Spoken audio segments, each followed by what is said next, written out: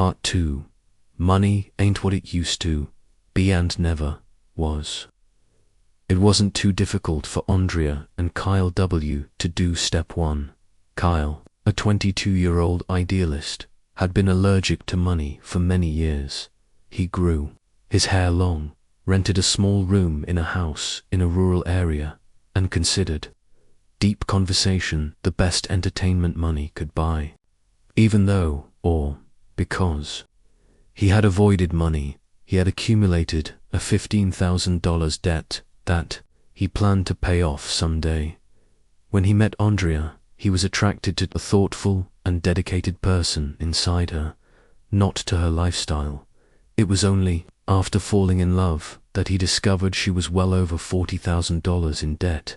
Like so many young people, Andrea had equated being on her own with accumulating possessions, furnishing an apartment, and going into debt. Debt was a way of life for her, as it is for so many people, and she was in no rush to pay it off. Play now, pay later, which for her meant working part-time as an administrative assistant to cover immediate expenses and pursuing personal growth.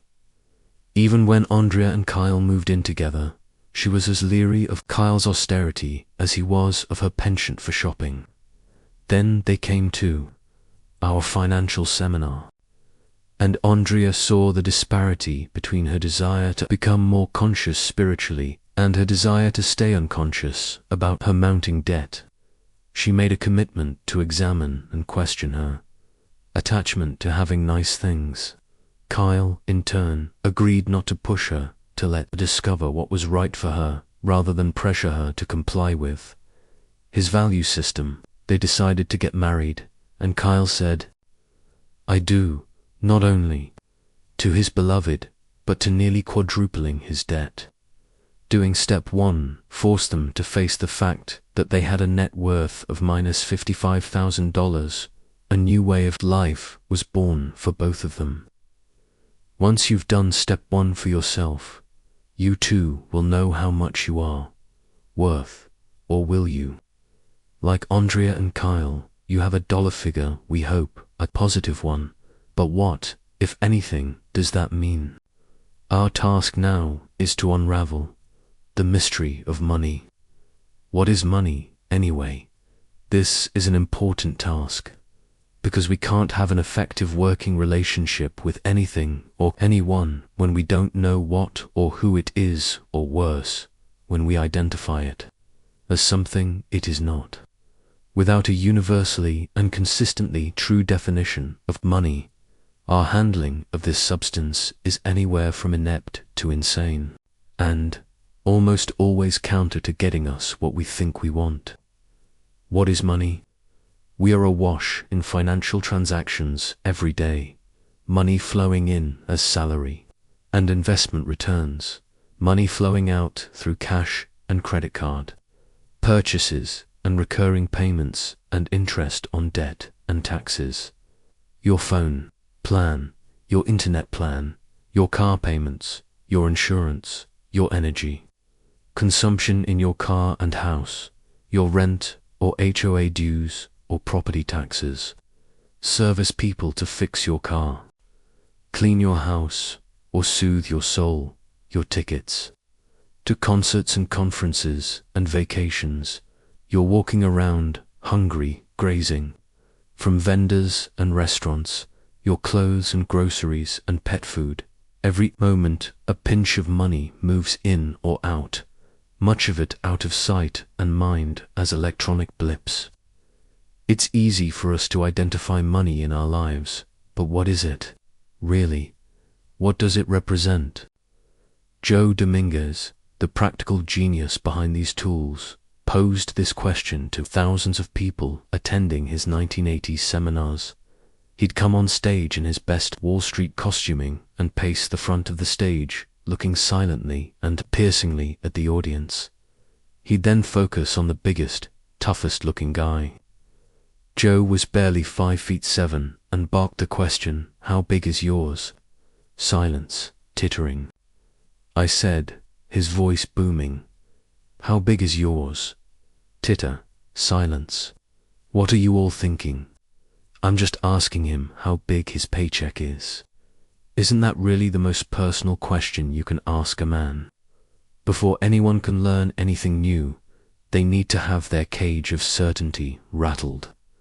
This opener certainly got people off balance and set Joe up for asking, what is money? It's a question we never ask because we think we know, but do we? You use the stuff every day. You die for it. You'd kill for it. Surely you know what it is. Then he'd take out $100 bill. It's paper. He'd pull on it, twist it, and say, pretty strong paper. Then he'd take out a lighter and say, let's test it. See if it burns. Gasp, the room would lurch forward. He'd snap shut the lighter short of putting flame to paper. What was that reaction? Why would burning this piece of paper make you react? Clearly, money is more than pieces of paper or metal or these days, plastic, or ones and zeros. So what is this stuff? A brave Economics 101 student might say, money is a means of exchange. Good. I can give you this $100 and buy your wife, right? No. Sometimes at this point, he'd tell the George Bernard Shaw story about Shaw's leaning over to a dinner party partner and saying, Madam, I'd wager you'd go to bed with me for $100. She, of course, was shocked and insulted. Then Shaw said, how about 1,000? And she paused, giving him an opening to say that clearly it's not the act, it's the price. Joe's point was that money is a means of exchange only if the trading partners agree it has value. Imagine your boat capsized and you swim to an island in a piranha-infested part of the Amazon River. You think you're done for, but then you notice that you have your wallet and it's stocked with money. Saved. You later see two men in a canoe, cannibals, I might add, paddled by, and you raise a fistful of dollars, yelling, help, help. But they don't recognize your money. They recognize you as dinner. Money is a means of exchange only when both parties agree on its value. It is a fiat currency.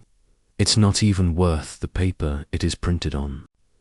What can you say that is always true about this stuff? He'd demand loudly, waving the $100 bill. Economics 101 would brave another answer. It's a store of value, meaning you can save it up to spend another day. You can turn a forest natural value into lumber economic value, sell it, and bank the money to pay for future needs. Indeed, this is a major function of money, an abstraction that has allowed us to transform from hunter-gatherer tribes sharing daily harvests into cogs in some industrial wheel who make money by selling our time and talents in the workplace, probably an hour's commute away. Workplace, probably an hour's commute away. Yes, of course, it's a store of value, but consider what happens when bubbles burst and governments fail and hyperinflation sets in, and the money that would buy a cow yesterday won't buy a quart of milk today. Money's value can disappear overnight. Had Joe lived long enough, he might have referred to the pensions of Enron employees when the company tanked in 2001, or the Great Recession of 2008, or the Madoff Ponzi scheme that came crashing down in 2009. He might have used the comedian Stephen Colbert's term, truthiness store. Of value is truthy, but not true. Oh, you could almost hear the audience think. Together, the trick is that it isn't the stuff, it's what the stuff means. Money is status, another participant would offer. Yes, Joe would say, but not always. Other qualities, like appearance or intellect or family reputation, might confer more status than ostentatious wealth on display in the winter, watering holes of the nouveau rich. It's power another would try. You can make people do things with money. You can buy favors. You can influence. Look at lobbyists. Look at dark money in politics. Look at arms deals. Yes, yes, Joe would say, but you have to admit, there are other forms of power that may win the day. Think of Gandhi and the British leaving India. Think of Martin Luther King Jr. Think of all the myths and stories and movies about the little guy with integrity beating out the evil giants. Money is no guarantee of power, though it is often used to wield power. Okay, now we get it, they'd cry. Money is evil. It's the root of all evil, eh? Student of the Bible, Joe would counter, no, the love of money is the root of all evil, not money itself. It's a tool of repression. It's not fair. It's a mystery. It's not important. It's abundant. It's how we keep score. One guess after another, each one with a bit more lightness, because the audience would realize there was a trick somewhere they couldn't see. No definition would stick. All are true sometimes. None are true always. You could practically hear a collective decision to unload all known definitions for Joe to shoot down one by one and finally get to the punchline. And as merciless as Joe seemed, swatting guesses like annoying flies, people could feel the love underneath it all, especially because they knew he was not standing up there, flapping his arms, giving voice to our fears and half-truths for fame or fortune. We'd formed a charitable foundation, the New Roadmap Foundation, to give all the proceeds away. Every penny from every seminar. We weren't rich, we each lived on less than $800 a month. But we had enough and loved using these seminars to raise money for other organizations. Finally, he'd agreed to share the secret. Here's the only thing you can say that is always true for you, 100% of the time. Money is something you trade your life energy for. You sell your time for money. It doesn't matter that Ned over there sells his time for $100 and you sell yours for $20 an hour. Ned's money is irrelevant to you. The only real asset you have is your time, the hours of your life. You're born. You have about 8,800 hours in a year, maybe 650,000 hours before you die. You'll easily spend half of them sleeping and keeping your body fed, clothed, and reasonably comfortable. Maybe you're already halfway through your life, meaning you're down to 150,000 hours left to spend. This is your treasure. This is all. You have, for everything that matters to you, the love of your family, your contribution to society, your enjoyment of the great outdoors, your rising to challenges, your search for meaning, your legacy, your ecstasies in church or in bed, your life. And you sell some of those precious hours for this waving the $100 bill. This has no meaning. Your time is where all meaning and value lie. Knowing that money is simply your life energy puts you in the driver's seat of your money life. How much of my life am I willing to sell to have money in my pocket?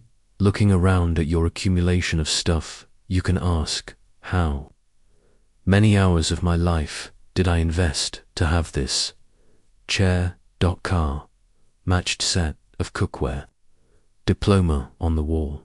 See what this does to your next purchase. This program does not promise more or less money or stuff. It only promises to transform your relationship with money. Did you ever think about that? Joe would ask. That you have a relationship with money. He'd get on his knees, begging money to love him. He'd exhibit mock terror, shrinking from the evil $100 bill. He'd hold it out like a carrot and run around after it, reaching but never grasping it. This is what your relationship with money looks like. Think about it. If you were money, would you hang out with you? A simple summary of what money is and is not. Joe's antics took audiences rapidly through 4 levels of misunderstanding about what money isn't. Material, the pieces of paper and metal and plastic, the daily transactions of earning and spending, of banking and investing. This mundane level is what most people, most of the time, think of as money. Psychological, your fears and longings. Your personality, you're modest or flamboyant, the last of the big spenders or a tightwad, who influenced your feelings and thoughts about money. Cultural, the beliefs embedded in our laws and customs. More is better. Growth is good. Winners and losers. Private property, rewards and punishments. Do you recognize these as the warp onto which you've woven your money life? Life energy. Something you trade the hours of your life for.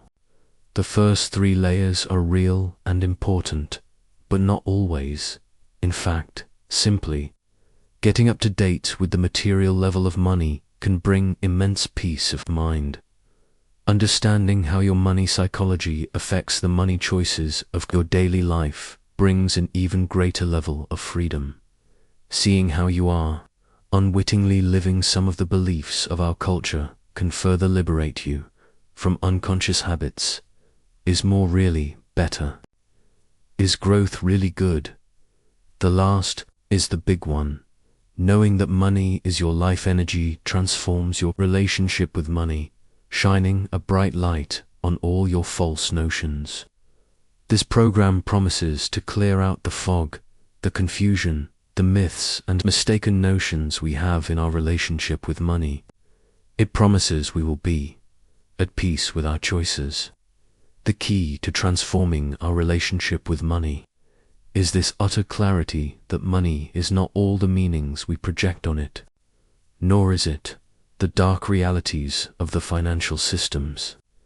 It is something we choose to trade our life energy for. While the insight money is life energy comes in an instant, living that truth is a lifelong path of discovery. It isn't a magic wand vaporizing the consequences of your past money mistakes.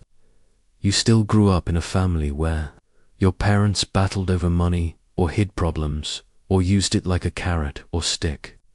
You still came of age in circumstances in which money came hard or easy, in which hard knocks or golden opportunities made a big difference. You still have your debt. You still have your disagreements with your partner. Even once you change your relationship with money, it will still make concrete demands on you. It is like a hard-edged, many-faceted diamond, and concrete demands on you. It is like a hard-edged, many-faceted diamond, and your obligations are real. Checks bounce. Products break. Salaries are negotiated.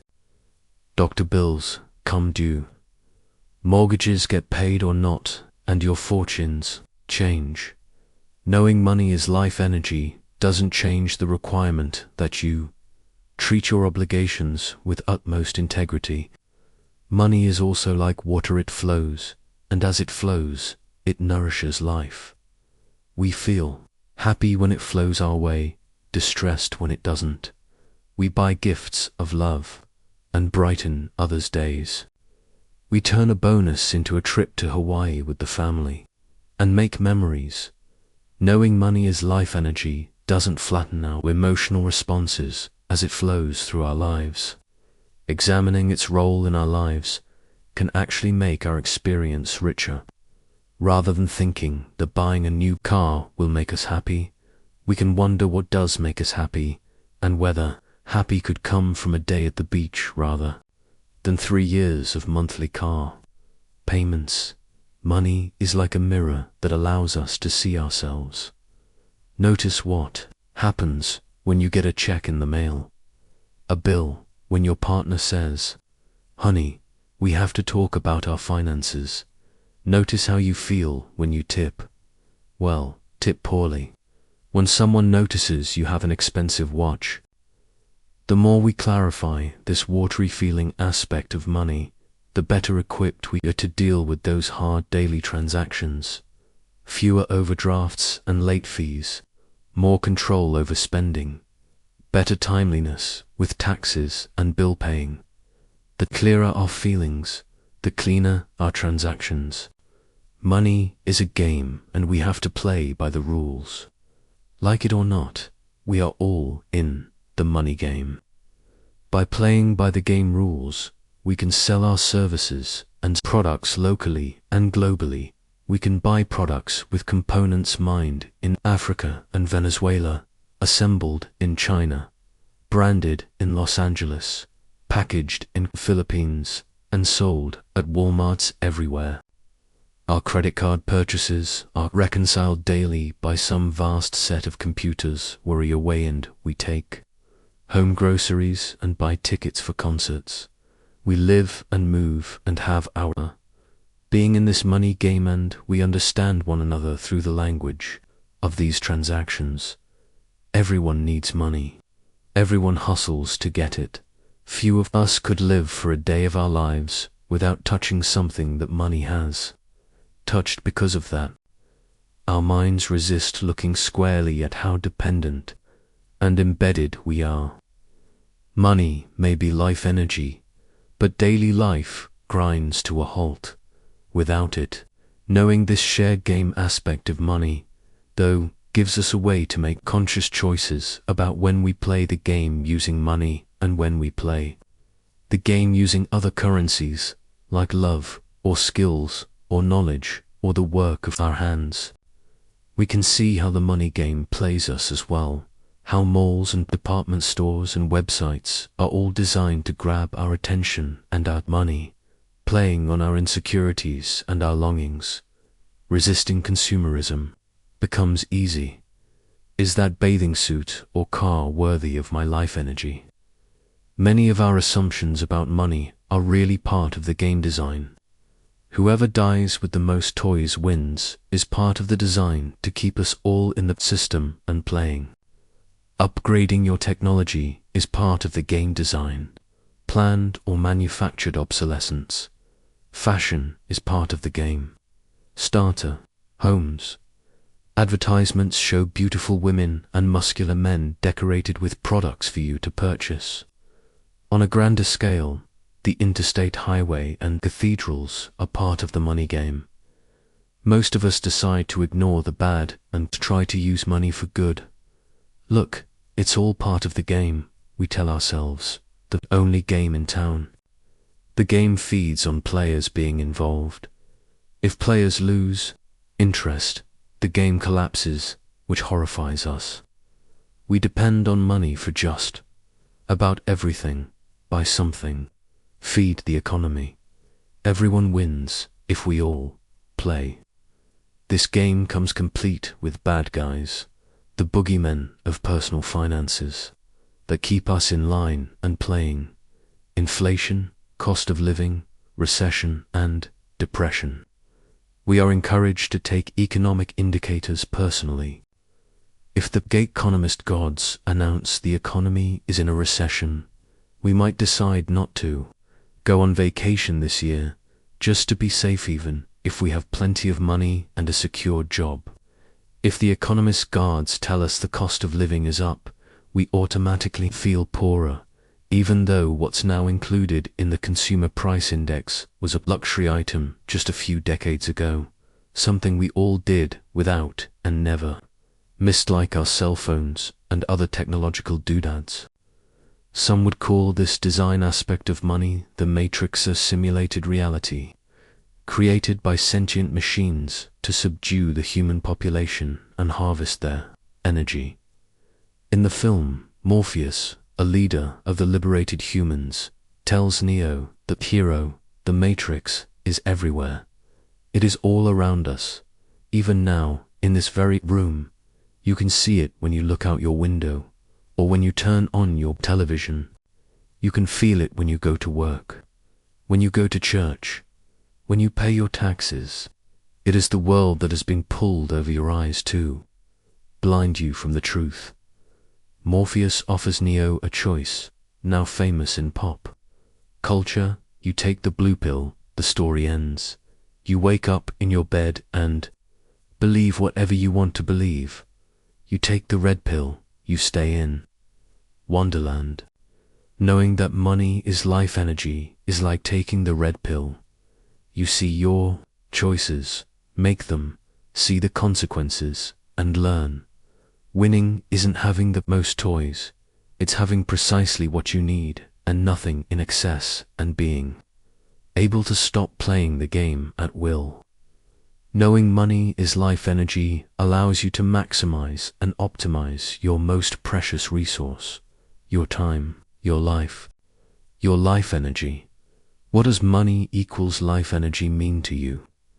After all, money is something you consider valuable enough to devote icily a quarter of your allotted time on earth getting, spending, worrying about, fantasizing about, or in some other way reacting to.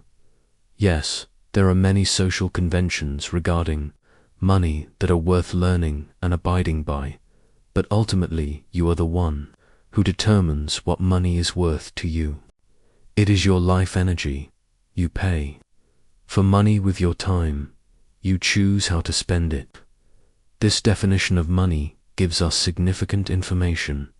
Our life energy is more real in our actual experience than money. While money has no intrinsic reality, our life energy does at least to us. It's tangible and it's finite. Life energy is all we have. Eating, eliminating, washing, and exercising, you have 178,000 hours of life energy remaining for such discretionary uses as your relationship to yourself, your relationship to others, your creative expression, your contribution to your community, your contribution to the world, achieving inner peace and holding down a job. Now that you know that money is something you trade life energy for, you have the opportunity to set new priorities for your use of that valuable commodity. After all, is there anything more vital to you than your life energy? A first look at financial independence. As we said in the introduction, one purpose of this book is to increase your financial independence. By following the steps, you will move inexorably toward financial integrity and financial intelligence, and will, one day we hope, before you die, arrive at financial independence. In showing you how this is possible, however, we must first show you what financial independence isn't. Let's begin by exploring what images the phrase financial independence conjures up for you: making a killing, inheriting a fortune, winning the lottery, cruises, tropical islands, world travel, jewels, Porsches, designer clothes. Most of us picture financial independence as an unreachable fantasy of inexhaustible riches. This is financial independence at a material level. While it simply requires that we be rich, there's a caveat. What is rich? Rich exists only in comparison to something or someone else. Rich is a hell of a lot more than I have now. Rich is way more than most other people have. But we know the fallacy of the myth of more is like a mirage. We can never reach it because it isn't real. John Stuart Mill once said, "Men do not desire to be rich, only to be richer than other men." In other words, as soon as rich becomes available to the likes of us, it will no longer be rich. Only when we take personal responsibility for our relationship with money does the first definition of true financial independence appear. Our definition of financial independence cuts through the Gordian knot of not knowing what rich is. Financial independence has nothing to do with rich. It is the experience of having enough and then some. Enough, you will remember, is found at the peak of the fulfillment curve. It is quantifiable, and you will define it for yourself as you work with the steps of this program. The old notion of financial independence as being rich forever is not achievable. Enough is enough for you. May be different from enough for your neighbor, but it will be a figure that is real for you and within your reach. Financial and psychological freedom. Your first step toward the experience of having enough and then some is liberating your mind from its pre-existing attitudes toward money. Until you do, so no amount of money will free you. Once you have, you are free from unconsciously held assumptions about money, and free of the guilt, resentment, envy, frustration, and despair you may have felt about money issues. You may have these feelings, but you have them the way you have an article of clothing. You can try it on, but you are free at any time to take it off. You are no longer compelled by the parental and social messages you received as a child, markets, and the media. Your emotional fortunes are no longer tied to your economic fortunes. Your moods don't swing with the Dow Jones band. The broken record in your mind stops.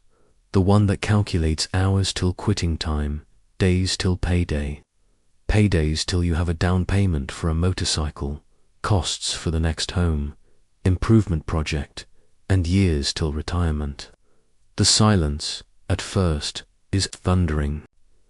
Days and even weeks can go by without you thinking about money, without you mentally reaching for your wallet to handle life's challenges and opportunities. When you are financially independent, the way money functions in your life is determined by you, not by your circumstances.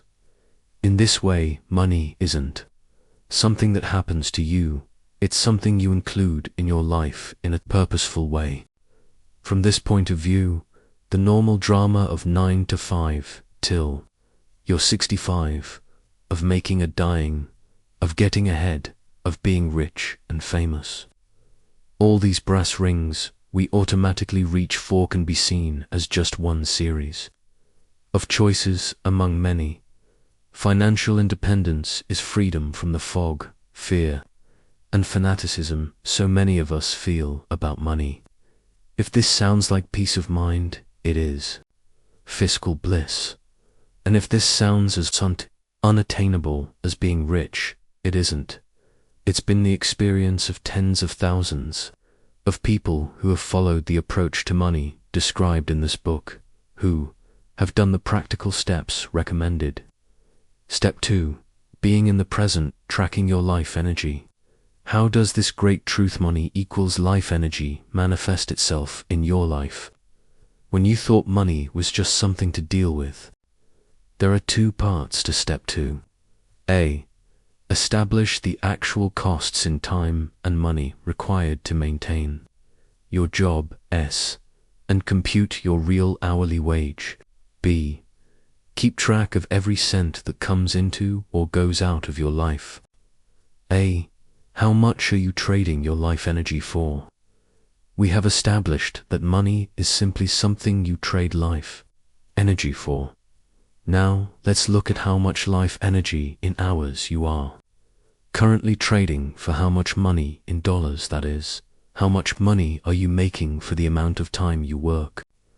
Most people look at this life energy to earnings ratio in an unrealistic and inadequate way. I earn $1,000 a week. I work 40 hours a week, so I trade 1 hour of my life energy for $25. It's not likely to be that simple. Think of all the ways you use your life energy that are directly related to your money-earning employment. Think of all the monetary expenses that are directly associated with the job. In other words, if you didn't need that money-earning job, what time expenditures and monetary expenses would disappear from your life? Be prepared to be surprised. Some people resent their work, the hours of drudgery, the boredom, the office politics, the time away from what they really want to be doing, the personality conflicts with their boss or co-workers, feeling powerless. They indulge instead in some retail therapy. Be prepared to discover how much you spend with "I hate my job" as the underlying reason. Be prepared to discover how much you spend on expensive alternatives to cooking, cleaning, repairs, and other things you would do yourself if you didn't have to work. Be prepared to discover the many costs of ambition, all the things you must have in order to continue up the ranks. The right car, the right clothes, the right house, in the right neighborhood, in the right city, the right private schools for your kids.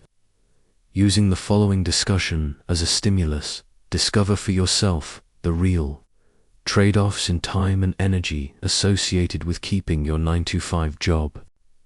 Not all of the categories will necessarily apply to you, and you may think of others relevant to you that are not mentioned here. For freelancers, this might be extra complicated, but the value will be even greater. You'll subject each gig to the same analysis. You may be surprised that you are undervaluing some of your jobs and overvaluing others. In the following examples, we will assign arbitrary numeric values to these time and money trade-offs simply to generate a hypothetical tabulation. At the end of the discussion, we will tabulate these calculations and come up with an actual exchange rate of life energy for money. When you do your own calculations, you will be using your actual figures and will determine your own personal hourly wage. Commuting, getting to and from work incurs an expenditure of time or money, or both. Whether you drive a car you own, grab a cab, rideshare, bicycle, walk, or take public transportation. For our purposes here, let's assume you commute by car. Don't forget to include parking fees and tolls for bridges or turnpikes, as well as wear and tear on your car. Let's say that you commute 1.5 hours a day or 7.5 hours a week at a cost, in gas and maintenance, of $100 a week. If you use mass transit, your figures will be somewhat different. 7.5 hours, week, $100, week. Costuming, are the clothes you wear at work the same ones you wear on your days off or on vacations? Do you need a special wardrobe to be appropriately attired for your job?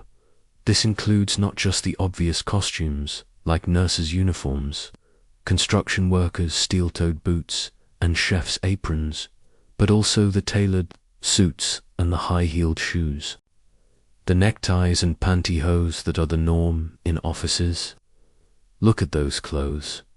Would you wear a noose round your neck or walk around on 3-inch heels every day if it weren't expected for the job? Consider too the time and money spent on personal grooming, from aftershave to exotic cosmetics. Quantify all your costuming activities, from shopping to putting on mascara, shaving and tying your tie. Let's say you spend 1.5 hours a week on this at an average cost of $25 a week, i.e., annual clothing expense divided by 52 weeks, plus cost of cosmetics. 1.5 hours, week, $25, week. Meals.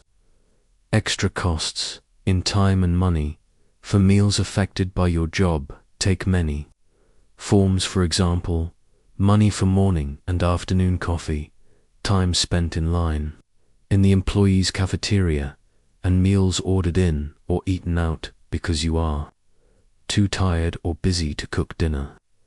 Let's say you spend a total of 5 hours a week out to lunch or stopping for a morning coffee.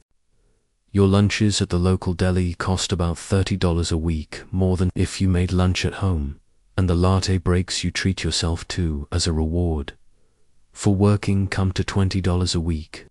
Total spent, $50. 5 hours, week, $50, week. Daily decompression.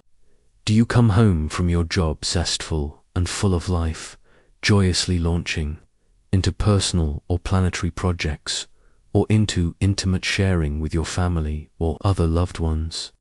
Or are you tired and drained, tacitly lurching into the soft chair in front of the television set or computer screen, beer or martini in hand, because it's been such a day? If it takes a while for you to decompress from the pressures of the job, that while is a job-related expense. Include in this calculation the time you spend ranting about your job and your co-workers too. Whoever will listen. A wild guess would put this at 5 hours a week and $30 a week in recreational substances. 5 hours a week, $30 a week. Escape entertainment. Notice that common phrase, escape entertainment.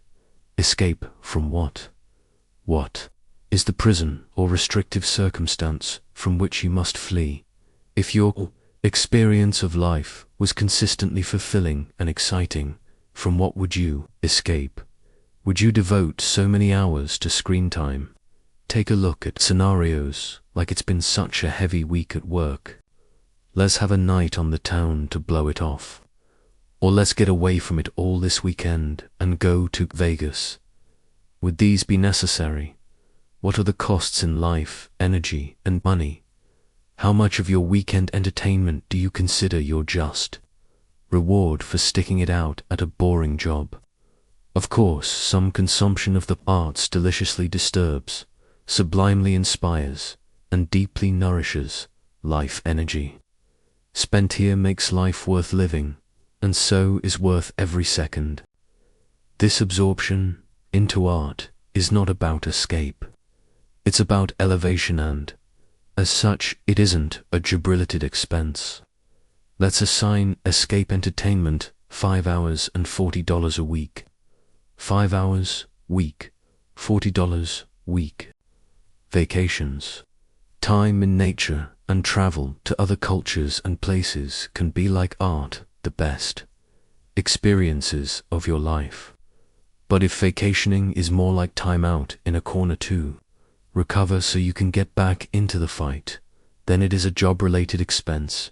For example, if you are too tired to even plan a special trip and decide to just take the whole family to a resort in the Bahamas, where you collapse in a lounge chair, rather than the lasboy at home.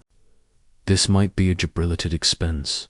However, if you sell off everything from your storage unit to volunteer for a week with a research team in the Bahamas, measuring the health of coral reefs, that might count as diving into life literally. Only you know which is which. What else? How about the vacation home, boat, or a recreational vehicle that you use only a few weeks each year just to get away? String this all out, divide by 52, and you might have 5 hours and $30 a week for absenting yourself from the daily grind. 5 hours, week, $30 week. Job-related illness. What percentage of illness is job-related induced by stress, by physical work conditions, by the desire to have a legitimate reason to take time off from work, or by conflict with employers or fellow employees? The Greater Good Science Center, an organization promoting science-based practices for a meaningful life, gathered research about health and happiness. They found evidence that happiness increases heart health, strengthens the immune system, combats stress, reduces aches and pains, reduces chronic illness, and lengthens our lives. In our own experience over the years, we have seen considerably less illness and illness-caused absenteeism in volunteers than in paid employees. Stated simply, happy, fulfilled people are healthier. For this category, a more subjective inner sensing is the only way to evaluate what percentage of medical costs, time, and money is attributable to your job. Let's guesstimate $25, week 2, out-of-pocket expenses, co-pays, medications for all job-related illness expenses, and add 50 hours a year for visits to the doctor, trips to the drugstore, and sniffling under the covers. 1 hour, week, $25, week. Other job-related expenses. Examine your balance sheet of assets and liabilities. Step 1. Are items listed there that you wouldn't have bought had they not been directly related to your job? Look at what you pay the help. Would you need a housekeeper, gardener, handyman, or nanny if you didn't have a job? Daycare expenses for single parents or two-income families take a big chunk out of your salary and wouldn't be necessary if you didn't have a job. Do a time log for a typical week. How many hours accounted for are strictly job-related? Things like perusing online, job listings, or social evenings to network for business. Other hours of taking your frustrations about work out on your partner, a job-related activity. As you progress through the other steps in this program, make special note of such hidden job-related expenses. Don't overlook job enhancement expenses, such as educational programs, books, tools, and conferences. Remember, your situation is unique, but the basic ideas will apply. Discover your own categories of job-related time and money expenses. Your real hourly wage.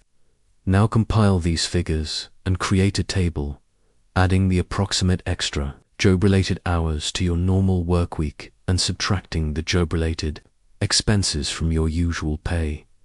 On longer-term items like vacations or illness, simply prorate over 50 weeks 1 year minus 2 weeks for your vacation, presuming you have a job that gives you a vacation at all.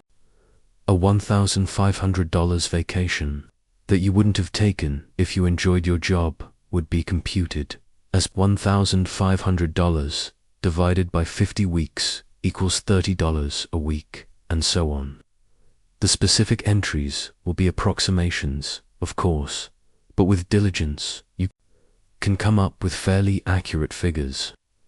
Illustrates this process of calculating your real hourly wage as well as a corollary figure, the number of hours or minutes of your life that every dollar you spend represents.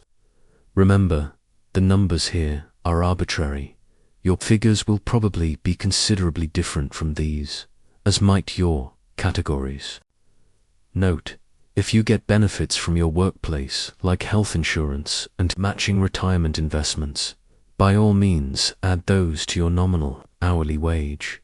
But since not everybody does, we don't include them in these calculations. The bottom line clearly shows that you are actually selling an hour of your life energy for $10, not the apparent $25. Your real hourly wage is $10 before taxes, even. A good question to ask at this point is, are you willing to accept a job that pays this hourly wage? You should make this calculation every time you change your job or change your job-related habits. The corollary figure is also interesting. In this example, every dollar you spend represents 6 minutes of your life. Think of that figure next time you're shelling out your money for yet another $20 Gazinga's pin. Ask, is this item worth 120 minutes of my life energy? Is it worth the 2 hours of sitting in traffic, driving to work, or hunting down future clients? Notice that our calculations have ignored such intangibles as time spent on planning strategies for moving up the corporate ladder, time handling, deteriorating family life due to job demands, and time and expenses incurred in maintaining a lifestyle in line with the job. The costs of a job radiate throughout your life in countless ways. When Mark H. did the first part of Step 2, his life turned upside down. He had been working as a project manager in the construction industry for 10 years. I was unhappy with what I did for a living, he wrote, but income equaled expenses, so I went on with the attitude of, well, that's life in the big city. Then Mark did Step 2 and calculated his real hourly wage. After I analyzed our spending patterns, it became clear that nearly half of what I made was spent on the job. That is, spent on gas, oil, repairs, lunches, a little here, a little there, and most of it unrecoverable. In short, I could stay home, work part-time where I live, and actually save money by making half of what I formerly made. It was then, when he realized he could give up this job and pursue his real desires and goals, that everything changed. Affairs in his financial life that he'd procrastinated handling for years got handled. Everything from paying off credit cards to eliminating restaurant lunches to having long overdue money discussions with his wife without the old arguments. As he rearranged his financial world, he and his wife recognized that they could survive quite well on her paycheck from a job she loved, teaching kids with special needs. And he could go back to school to train for the career he'd always wanted as a counselor and therapist. We're actually feeling less stress because we're focused on healing our crazy relationship with money, not just focused on the bucks. Why do this step? Why is this exercise essential to a transformed relationship with money? 1. This exercise puts paid employment into real perspective and points out how much you are actually getting paid, which is the bottom line. 2. It allows you to assess current and future employment realistically, in terms of actual earnings. It is useful to apply the information gathered in this Step 2 prospective jobs. A job that requires a longer commute or has more costuming expectations might be less remunerative in reality than one with a lower salary. Compare job offers from the true perspective of how much you are really selling your life energy for.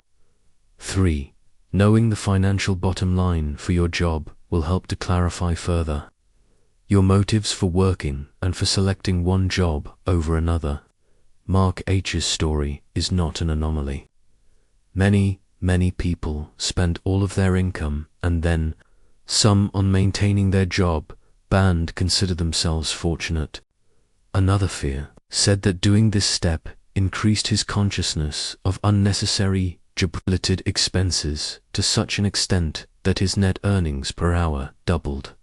Once he recognized how many of his expenses were due to his job, he was able to reduce or even eliminate many of them. For example, he began bringing his own lunch. Instead of sending out to the deli, switched from driving to using mass transit, doubling the benefit of this choice by using the time for decompression on the way home, re-evaluated the supposed need for so many changes of stylish clothes, and even began exercising by taking a daily walk with his wife, improving their relationship as well as their health. Someone else used the results of this step as a criterion for accepting or rejecting jobs when she could figure out just what hourly wage she'd be getting. She could see very clearly whether the job was worth it to her. Indeed, there are some jobs that she might have applied for previously that she now doesn't even consider. No shame, no blame, and remember, this is where your feelings about your work, job, identity will most strongly bubble to the surface. Compassionate self-awareness is the key. Just notice each feeling as it presents itself. B. Keep track of every cent that comes into or goes out of your life. So far we have established that money equals life energy, and we have learned to compute just how many hours of life energy we exchange for each dollar. Now we need to become conscious of the movement of that form of life, energy called money, in every moment of our lives. We need to keep track of our income and expenses on a daily basis. The second part of Step 2 is simple, but not necessarily easy. From now on, keep track of every cent that comes into or goes out of your life. Many people intentionally remain aloof regarding money. Their mythology puts money and love, truth, beauty, spirituality in two separate boxes. Plenty of people will show all to a lover, but never show that same person their paycheck. Plenty of families fall deeper and deeper into debt because it seems unloving to call each other out on unconscious spending. Community service groups burn out because they are reluctant to ask for money to pay at least one person to manage the day-to-day tasks of running an organization.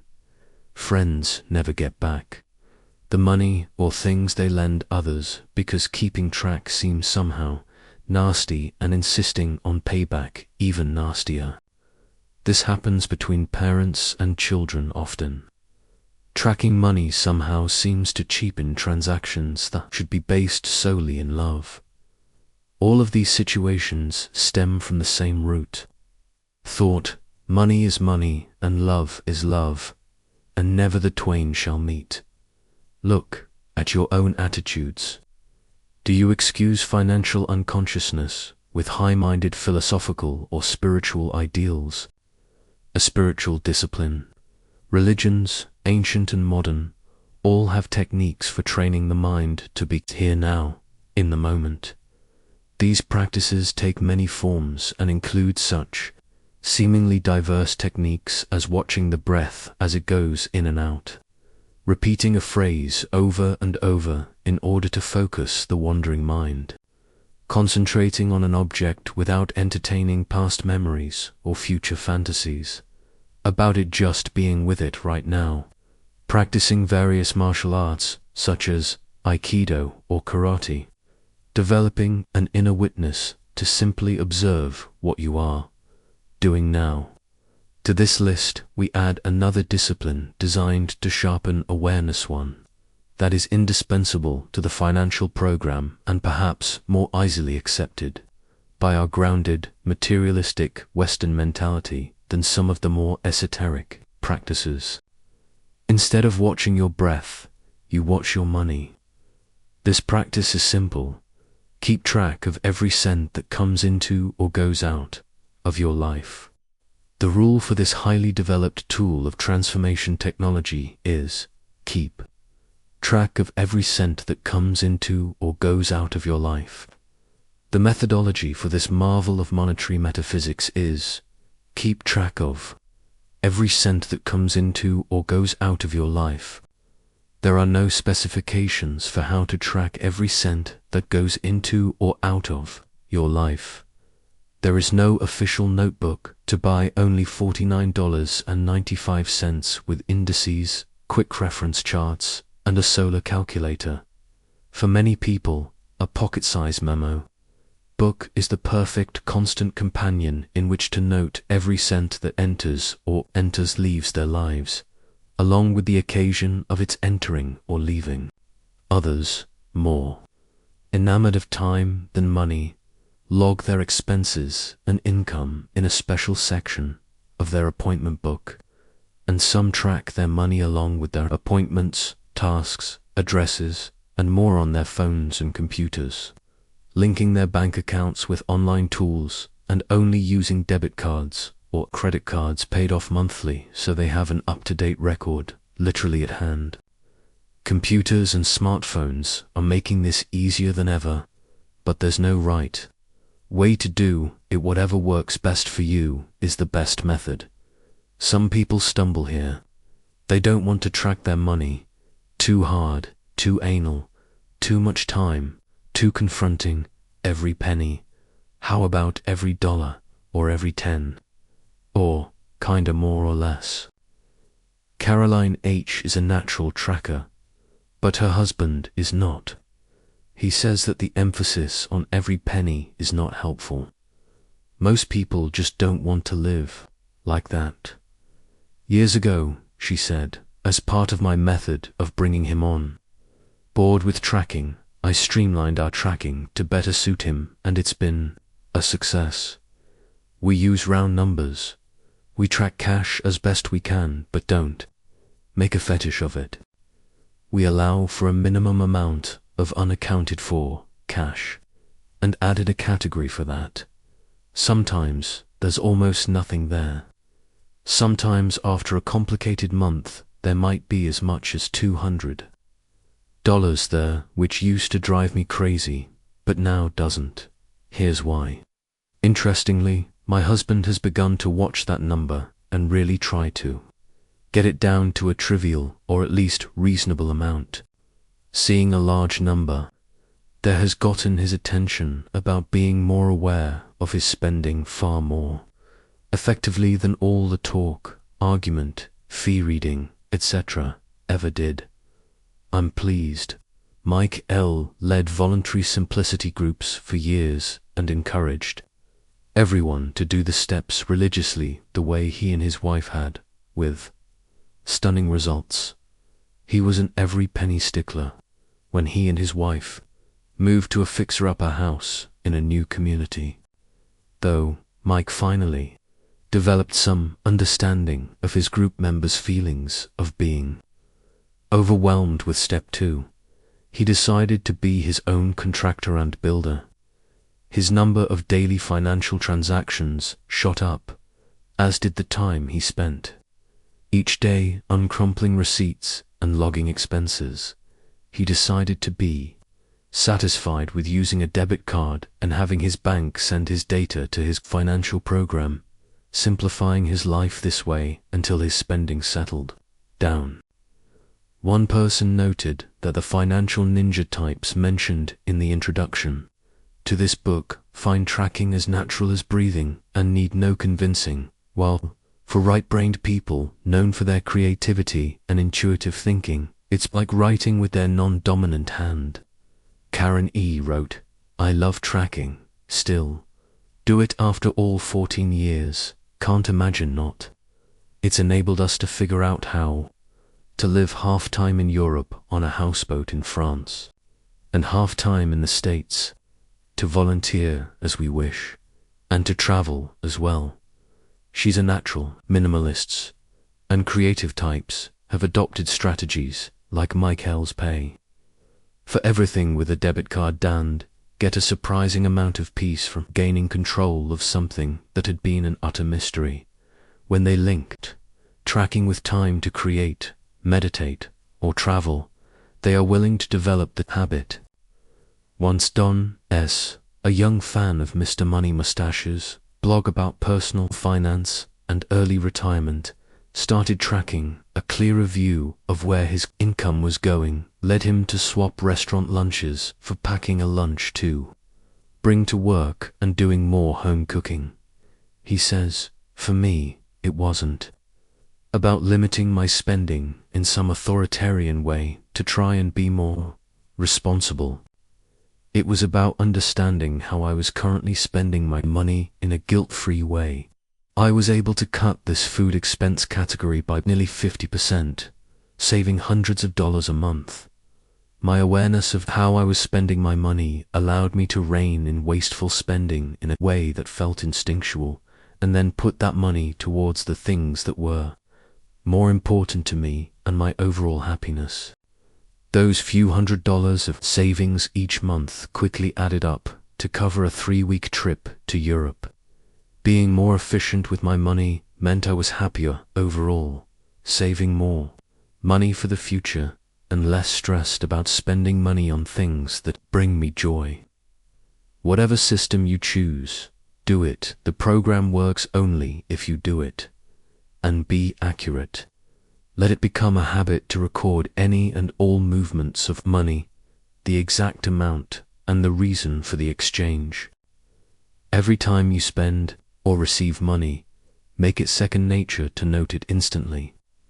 In The Millionaire Next Door, the authors, Thomas J. Stanley and William D. Danko, note that people who have achieved a high net worth relative to income know how much they are spending on clothes, travel, housing, transportation, and so on, and those who don't achieve high net worth relative to income have no idea how much they spend. It's a stark contrast. Is a fictional example of 2 days' entries. Note the degree of detail given for each expenditure. Notice how expenditures at work are specifically labeled as such. Observe the differentiation of the expenditures at the convenience store between snacks, chips, dip, soda, and batteries. Similar differentiations of spending categories are made in Saturday's grocery store and department store trips. The subcategories or breakouts within the total are rounded approximations, though you are certainly encouraged to be close in your approximations. It would be time-consuming to calculate the exact cost of toilet paper, wine, etc., but the total must be accurate to the penny. Every cent. But why? Remember that the purpose of this procedure is simply to keep track of every cent that comes into or goes out of your life. Why, you may ask, do I need to go to such great lengths? Because it's the best way to become conscious of how money actually comes and goes in your life, as opposed to how you think it comes and goes. Up to now, most of us have had a rather cavalier attitude toward our small, daily monetary transactions. In practice, we often reverse the old adage of penny wise, pound foolish. We might search our souls and discuss with our partner the advisability of spending $75 for a new 4-color, left-handed Wiebelfitzer, yet over the course of a month, an even larger amount often goes out of our wallets in small, insignificant purchases. But must I keep track of every cent? You may ask. Yes, every cent. Why every cent, rather than just rounding off to the nearest dollar or using approximate figures? Because this helps to establish important lifelong habits.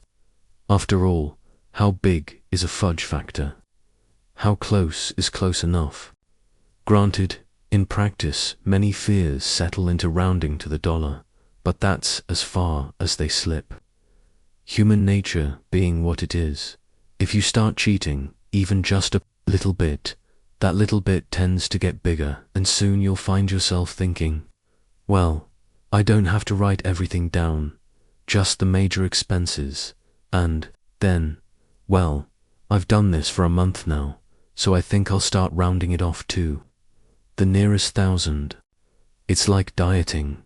If you break your diet on Tuesday morning by having a buttered English muffin instead of dry toast, the tendency is to cheat even more, and by evening you're gobbling down a carton of ice cream and a pound cake.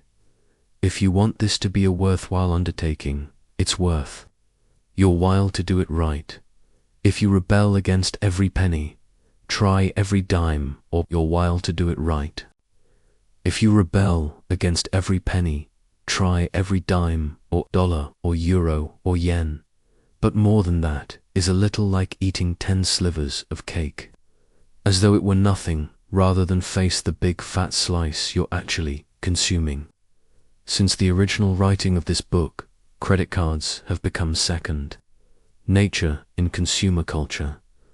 Now getting a credit card is almost a rite of passage into adulthood. While credit cards bring many they enable you to spend much more carelessly and unconsciously. If you're having trouble tracking your money, we encourage you to go plastic-free for a month. Withdraw cash from your bank and keep track of how much you spend.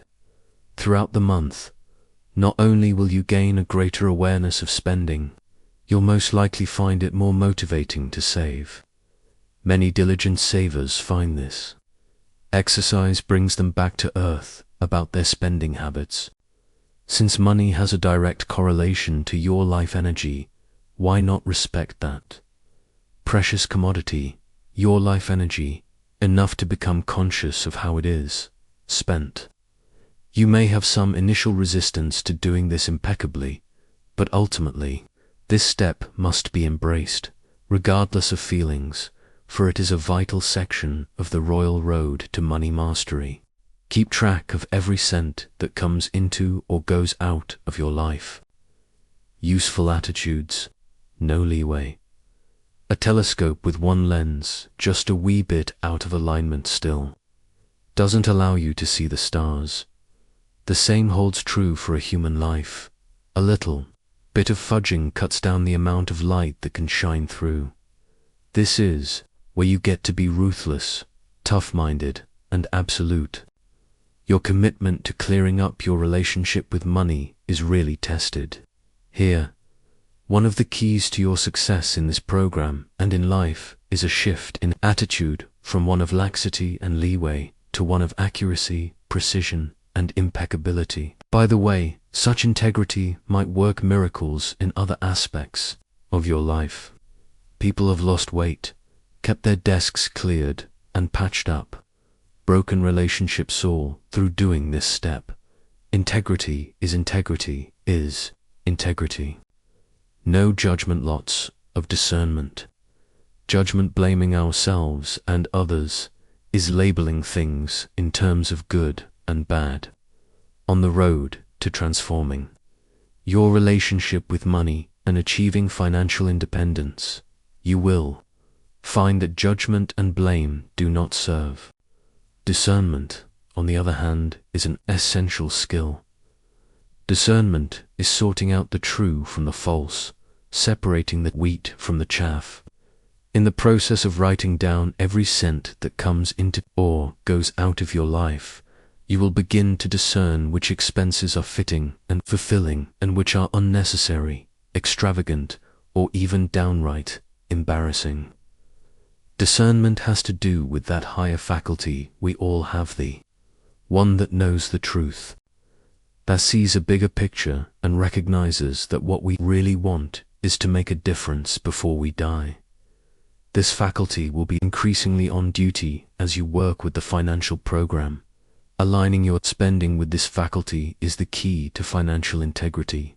Through writing down every cent that comes into and goes out of your life, you are awakening this latent superpower and inviting it increasingly to direct your life. Summary of Step 2. 1. Establish accurately and honestly how much money you are trading your life energy for, and discover your real hourly wage. 2. Learn about your money behavior by keeping track of every cent that comes into and goes out of your life. Money talk questions. If you engage in money talks, you'll be surprised at what you discover for yourself.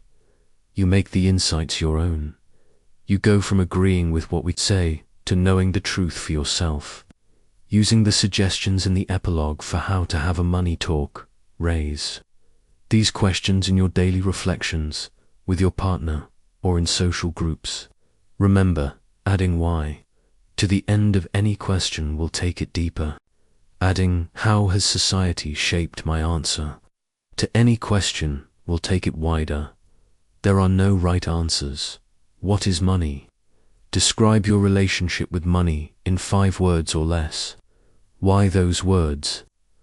Do you experience more stress when you have money or when you don't have it? Finish the sentence.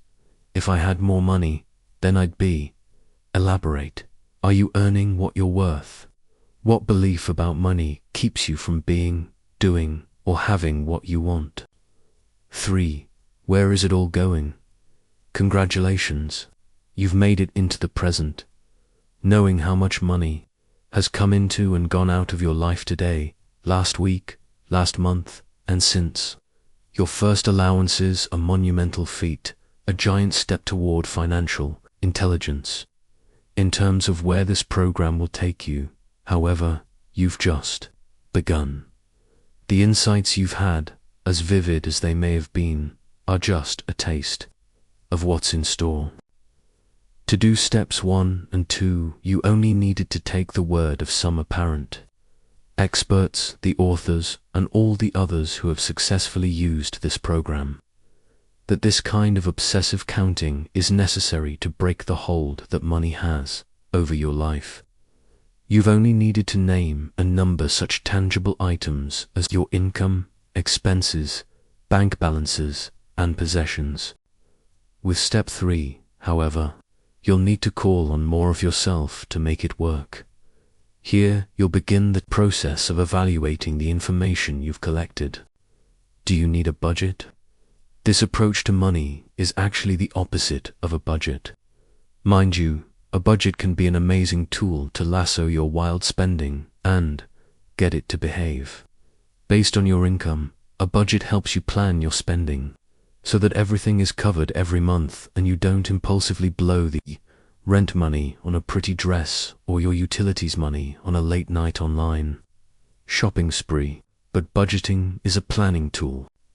While this program is an awareness of your enough point tool, it's about your uniqueness rather than standard budgeting categories. With conventional wisdom advice, like housing, should be 25% to 35% of your total, or food 20%, or health care 5% to 10%, or saving only 5% of your income and crossing your fingers for Social Security. Applying these norms to your life might well lead you down the normal path of 9 to 5 until you're 65. Maybe you're like Justin, though, who is trading 10 hours a week of household work for a room in an older woman's home. No place for that in a budget. Justin is saving to buy a camper. Where would he put that in a budget? He plans to live in it and travel the United States, contacting couchsurfing hosts for a driveway to park it in, a budget vacation. But he plans to blog about it and invite sponsors to support him. Is that now an income? He wants to learn to forage and possibly hunt. Does that go under food, entertainment? These categories go to show that not everyone can get their squiggly lives into the straight lines of a spreadsheet. Unlike a budget, step 3 in this program gives you the freedom of getting clear about money without cutting off a lot of individuality and creativity. Rather than using standard categories and standard percentages and making a spending plan, with this approach you will discover your patterns from observing how you actually spend your life energy and revealing your own unique relationship with money. Guaranteed, this awareness will change you not because of an arbitrary financial goal, but because you want nothing more than to spend your life well. Think of it like the difference between dieting and mindful eating. With a diet, you apply a formula to your eating to achieve a result: weight loss. There is a confusing array of diets out there, often utterly contradictory, and people, dissatisfied with themselves, migrate from one to the next, seeking salvation from excess pounds. It's imposing change from the outside in. With mindful eating, you slow down, pay attention to what you are actually hungry for. Without such self-awareness, we might eat when we are tired or thirsty or in need of a walk in the sunshine. With mindful eating, you taste your food. Taste is one way the body senses whether what is being eaten is good for us. You pause often enough to see if your body has had enough, and if so, you stop. It's an inside-out job, guided by the well-being of the body, not conforming to a standard. In a book called Diets Don't Work, Bob Schwartz offers 4 rules for getting off the diet ground. 1. Eat when you're hungry. 2. Eat exactly what your body wants. 3. Eat each bite consciously. 4. Stop when your body has had enough. Very simple. All you have to do is be conscious. Being conscious means you become aware of what you are thinking and feeling as you think and feel it. It's cultivating an inner witness that simply observes what's going on with warm awareness, not judging, not evaluating, just curious. And when you find yourself in your old habits eating, when you are bored, alone in the kitchen, between tasks, wanting a treat for a job well done, blue with depression, green with envy, or red with fury, you return to being conscious, skipping the guilt step and just returning to observing hunger, satiation, and motivation. Simple, but not always easy. It takes discovering and exercising some mental muscles that may have atrophied from misuse. You have to identify what hungry is, what full is, what you truly want as opposed to what you crave out of feeling perpetually deprived, and what you are actually eating while you are eating it. This financial program points you in the same direction as mindful eating. 1. You need to identify and follow internal signals, not external admonishments or habitual desires. 2. You need to observe and adjust your patterns of spending over the long term, not what you spend over the short term. This is not about following our or anyone else's budgets with standardized categories and a suggested percentage of income that should go toward each category. This is not about swearing at the beginning of each month that you'll do better. This is not about guilt. It's about identifying for yourself what you need as opposed to what you crave, what purchases or types of purchases actually bring you fulfillment, what represents enough to you, and what you actually spend money on. This program is based on your reality, not a set of external norms. Consequently, its success rests on your honesty and integrity. And here is where this program is different from the tens or hundreds of other recipes for fiscal health. It is based on consciousness, fulfillment, and choice, not on budgeting or deprivation. Step 3 is where you begin to exercise these awareness muscles. If you're out of shape, you may feel some pain, but in reality, there is nothing painful about doing this step. In fact, it's fun. No shame, no blame. Remember the mantra, no shame, no blame. What you are confronting is just the truth about the choices you've been making in your life. No shame, no blame. How fortunate to be able to do this yourself, instead of being audited by the IRS. How lucky you are to be doing this now, and not in your last hours on earth. No shame, no blame.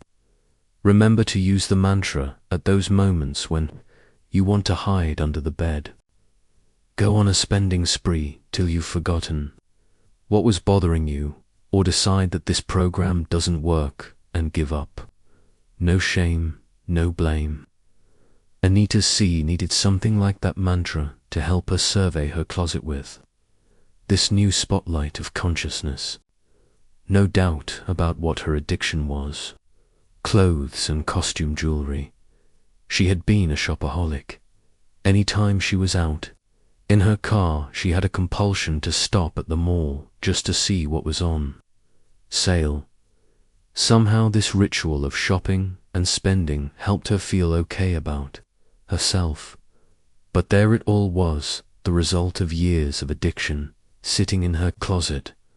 It would have been nice if she'd had a conversion experience, right? Then, but she didn't. She continued to shop until the balance tipped and it no longer felt good to her to have so much and not wear it.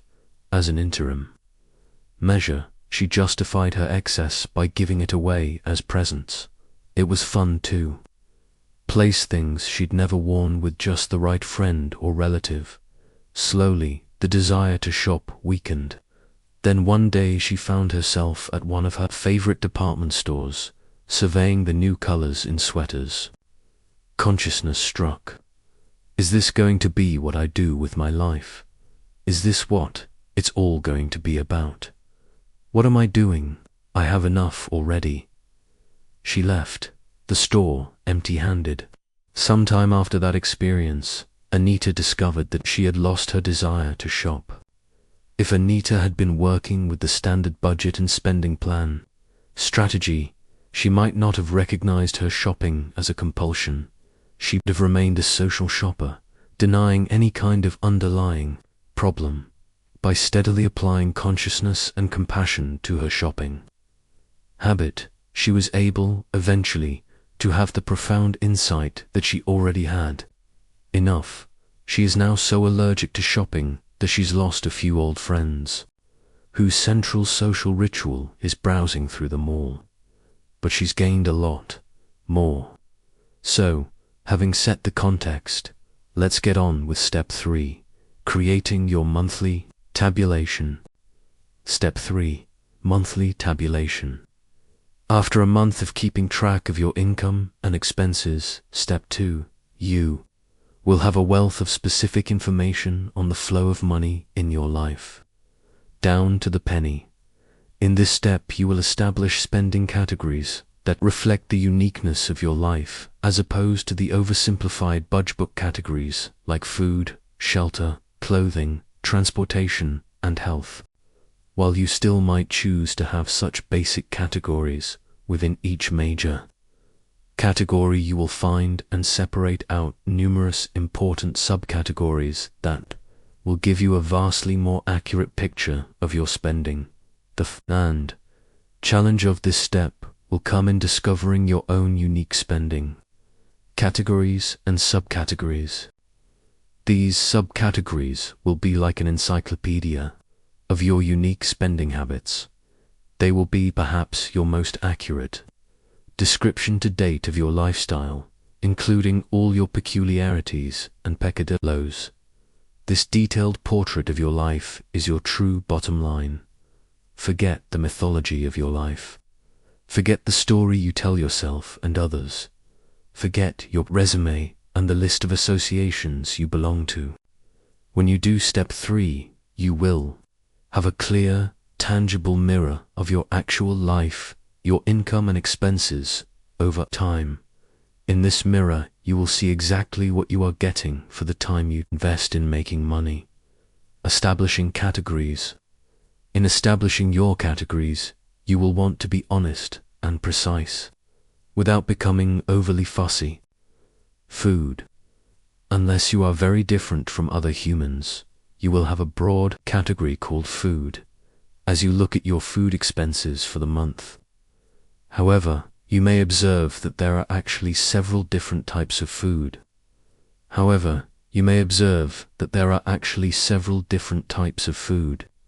Buying that you can usefully track. There is the food you eat at home with your family.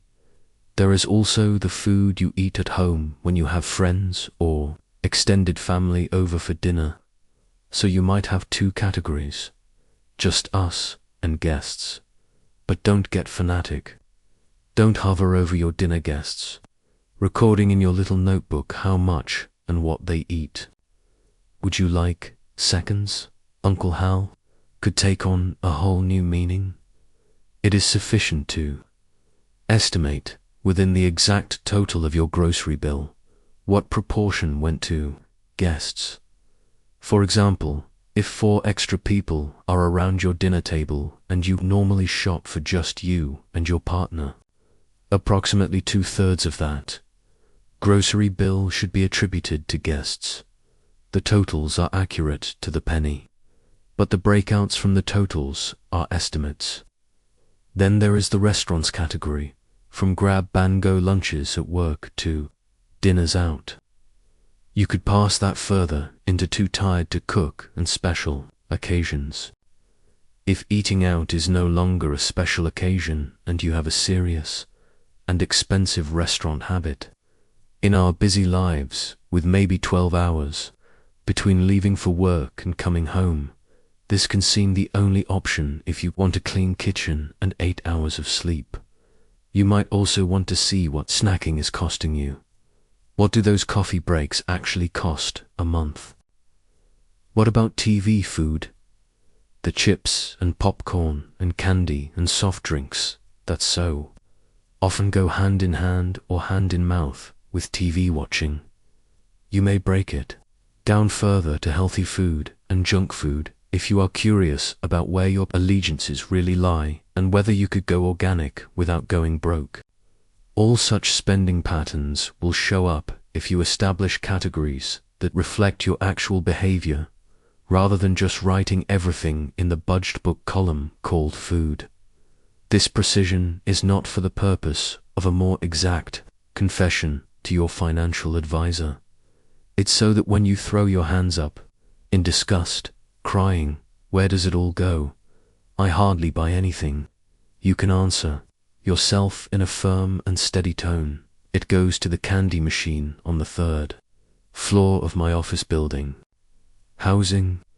Your housing category might include mortgage or rent with subcategories of utilities, mortgage deduction, if applicable, as well as recording income from renting the family room to tourists.